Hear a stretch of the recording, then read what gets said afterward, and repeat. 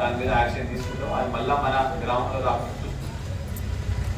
చివరిగా ముఖ్యమైన విషయం ఏంటంటే సర్పంచ్ కూడా నూతనంగా ఎలక్ట్ అయినారు. మన నార్కెట్పల్లి గ్రామంలో సీసీటీవీ కెమెరాస్ కూడా చాలా అవసరం ఉందన్నమాట.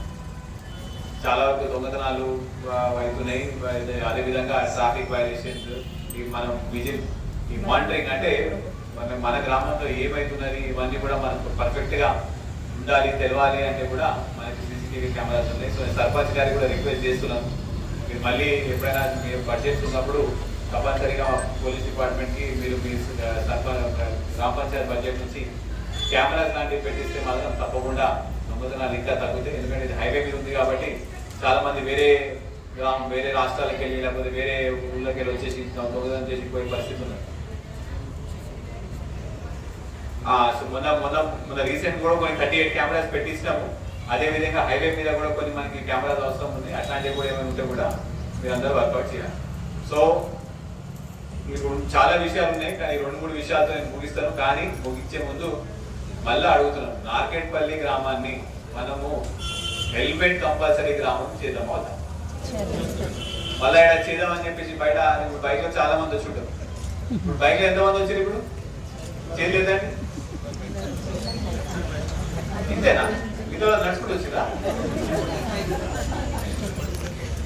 చేసేదేనా? మళ్ళీ చూద్దాం ఒకసారి. Very good.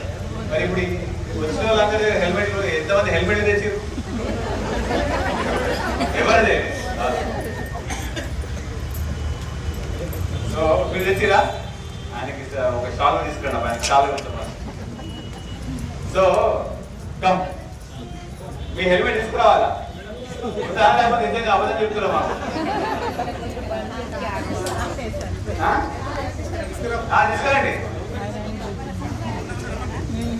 మీ ప్రాణాలకు సార్ మీరే సురక్షితంగా ఉంటారు. మీకోసం మేము ఇట్లాంటివి కార్యక్రమాలు తీసుకొని వస్తున్నాం. సో హెల్మెట్ వేసుకోండి తప్పనిసరిగా. ఇప్పుడు లేకపోయినా కూడా ఇంటికి వెళ్ళిన తర్వాత మళ్ళీ హెల్మెట్ ధరించి బయటకు తిరిగాం. సో చేద్దామంటే వద్దటరా? మాకు ఆడవాళ్ళ నుంచి సపోర్ట్ ఎక్కువ కావాలి. మీరు చెప్తేనే ఉంటారు. ఇంకోటి వస్తున్నాం అయితే ఈ మొన్న అయిన డిస్ట్రిక్ట్ రోడ్ సేఫ్టీ మీటింగ్ లో కూడా నార్కెట్పల్లి గ్రామానికి సంబంధించి కూడా రోడ్ రిపేర్ చేయమని తొందరగా చేయమని చెప్పేసి కలెక్టర్ గారిని రిక్వెస్ట్ చేయడం జరిగింది. నేను లాస్ట్ టైం అక్కడికి వచ్చిన తర్వాత ఈ రోడ్ వర్క్ స్టార్ట్ అయింది.